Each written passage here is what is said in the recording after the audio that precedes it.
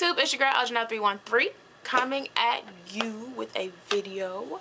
I know it's been a while since I made a video. I apologize, but you know, life happens and work happens and things happen. So you know, I get videos in where I can. This particular one is actually going to be a review of the new Sephora Pro palettes. Whoop, whoop. So I have both the Warm Pro palette, I don't know if you can see that, and then the Editorial Pro palette. So there is a cool version. I didn't get the cool version. That one wasn't exciting to me, so I really wanted to invest in these two palettes. A side note for those of you who do not know, I am a Sephora employee, but I'm not being paid, I'm not being bribed or any other types of things for this particular video, but I did want to get this review out because I haven't seen very many reviews on the Editorial palette specifically. I've seen a lot on the Warm palette, but I did want to give you my take on them. The palettes come with 28 shades, really awesome selection of shades, especially in the Editorial palette. Retails for about $68, which is really a good price point for the fact that you're getting 28 shadows. I don't know the grams per shadow. Nope, no grams per shadow, but it roughly works out to about $2.50 a shadow, which if you know Sephora shadows, I think they run like 12 or 14 anyway. So I'm like, $2 and change a shadow, that's not too bad. So anyway, my review is going to be more on the Editorial palette, just because of the fact that, again, I haven't seen very many reviews on this. You can find tons of reviews on the Warm palette, whatever. But if you guys want me to do a review on the Warm palette, please let me know in the comment section. I can do that for you. So the Pro palette comes in a box like this. Blue trim lets you know it's the Editorial. There's gold trim for the Warm and silver trim for the Cool. When you open up the box, you do have your, and excuse mine, it's probably covered in fingerprints because I have been using it. I used it for the look I have on right now. There should be a video for this particular look. I don't know if it's going to get loaded at the same time, but you may or may not see it, just so you know. So palettes like this, just says Sephora Pro, and then on the back it just has your like standard information. Oh, here you go. Net weight 0.28 ounces, I guess. So 1.2 grams. Okay, 1.2 grams of shadow per block. You also within the box have this lovely little pro guide.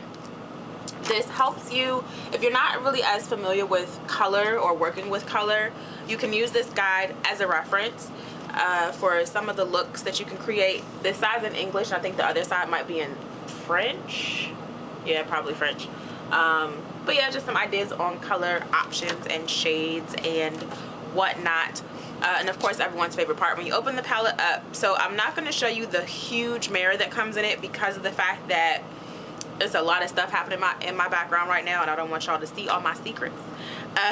But when you open it, the mirror is the same size as the whole palette. But this is the entire palette in all of its beautiful glory. And I will say that the online pictures do not do this palette justice. I mean, like this green, for example, I don't know if you guys can see that lime green. It is vibrant. Online, it looks really dull, which was kind of irritating. So when I did see this palette in person, I immediately wanted it because of the fact that the colors were so much more vibrant in real life. The palette does come with an overlay. So the little plastic piece, it's not stuck into the palette. It is removable, but there's no other indication of the colors on the palette itself aside from the overlay. If you are familiar with Sephora's Pro team, this particular palette, they did name the colors after several members. I think all of the members of the Pro team are actually a color. So if you are a Sephora employee or if you know anything about the Pro team, you'll notice that the colors do have corresponding names to our Pro team members, which I thought was kind of cool. So shout out to our Pro team.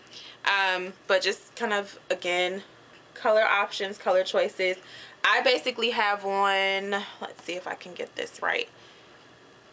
Okay, let's do it this way because I have no idea.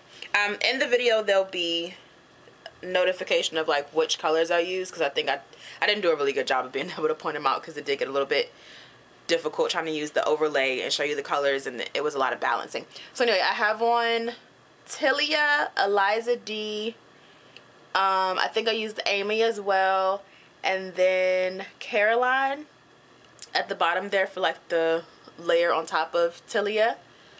Yeah, but the colors are amazing. A lot of people have been comparing these to the Natasha Denona palettes. And just to kind of give you guys a kind of overview, I know this review is more so for the editorial palette, but I will show you the warm palette because it is actually really similar to the Natasha Denona. One thing I will say is that the Sephora version is a lot more sturdy feeling to me. I do love the pigmentation in Natasha Denona. However, the shadows are very, very soft. So God help you if you drop it, it's done. With this palette, because it does feel a little bit more sturdy, I do believe that if you happen to drop it or bump it around, you won't really risk breaking your shadows. So this is the warm palette. That's the overlay. Just like really general kind of neutral tones. But I did use a couple tones out of this palette for some of my transition colors. So I think, oh, hello. So Biscotti, I believe. I used Biscotti. I used Camel, Saddle, and was it Cocoa? Yeah, Cocoa. So those colors I used again for transition shades. But again, if you're familiar with the Natasha Denona palette, it looks kind of similar, I'm not gonna lie to you. And for 68 bucks compared to what, 162 or whatever, to 120 something, I think that's a really good price point for the Sephora palette. A lot of people have been talking about, oh, it's so expensive, yada yada yada, but to be quite honest, for a Sephora Pro palette, it's limited edition. Once this sells out, I have a feeling it's not gonna come back. And just for something like that, like, you have to be mindful that a lot of thought and time goes into these kinds of palettes, and it's a quality palette. It's not like you're getting anything for, like, you know, a little cheapy palette. It's a good quality palette. So I do believe $68 is a fair price point for this particular palette. I'd say my only con, as of after kind of playing with it and kind of being able to experiment with the colors, the biggest con is the fallout. So when you go to pick up the colors, and you'll kind of see probably in some of the shots where I'm doing the look, that I might blow on the palette itself a little bit, because as you go to get your product off on the brush, it kicks up a lot of dust. So that can be an issue for you. If you're using too much product, sometimes that will happen, but for the most part, it does have a little bit more fallout than I would prefer. But other than that, I think it's a pretty good palette. I think for the price point, you get a decent amount of shadow, a decent amount of product, and yeah. That's all I really have for it. If you guys have other questions or comments or concerns, or want to see, I don't know, more detailed information, I don't know, please feel free to leave comments in the comment section. You can rate the video, subscribe, all that fun stuff. I'll try to get more videos out. I'm not gonna promise anything because I know how life goes, and I have a feeling that after this video I probably won't do another one for a while. But anyway, thanks so much for tuning in. Go ahead and watch the look if you want to on the next link video, and I'll talk to you guys later. Deuces.